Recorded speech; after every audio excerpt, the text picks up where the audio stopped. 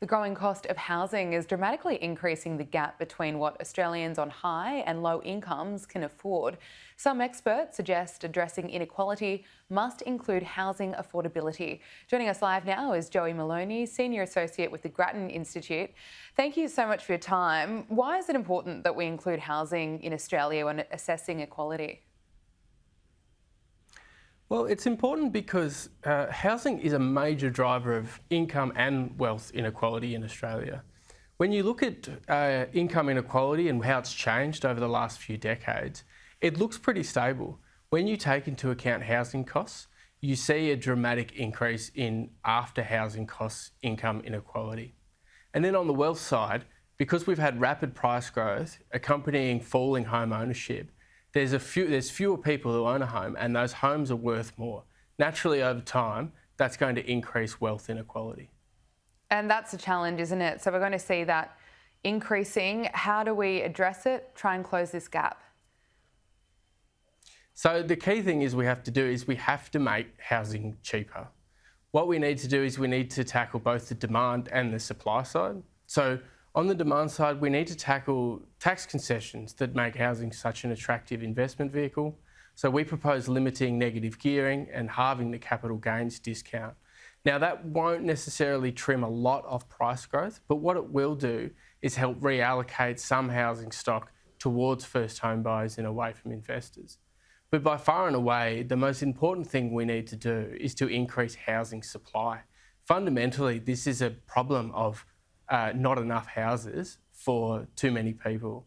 So what we need to do is basically have a project where we loosen planning restrictions, particularly in the inner and middle ring suburbs where people want to live and work, and allow more density to be built there to reduce house price growth in the future and increase or arrest the decline in home ownership.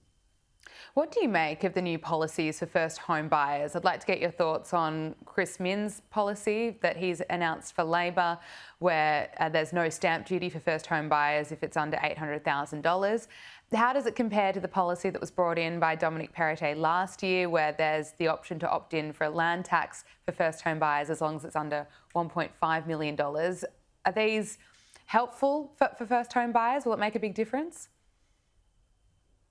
So I think the first thing to say is, despite the commentary, they're quite similar policies in a lot of ways. They're essentially tax concessions for first home buyers. They've just done in slightly different ways. So on the question of will they help with housing affordability, the answer is really no, because what these do is they're essentially first home buyer grants by another name. You're loading up buyers with more purchasing power or firepower when they go to the auction.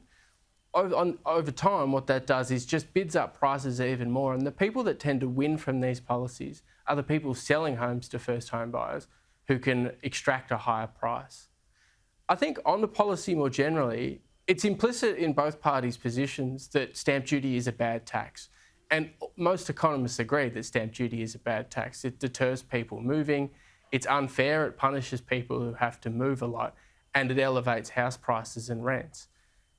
But these policies don't remove stamp duty at all. In fact, both come in at a costing of around $700 million. The New South Wales government raises about $10 to $15 billion a year in stamp duty. So we're only taking a little bit off here. And the key thing is you can't actually get rid of stamp duty unless you have a plan to replace it with something. And neither of these policies do that. Okay, Moloney, we do have to leave it there. Thanks so much for your time. Thank you, pleasure.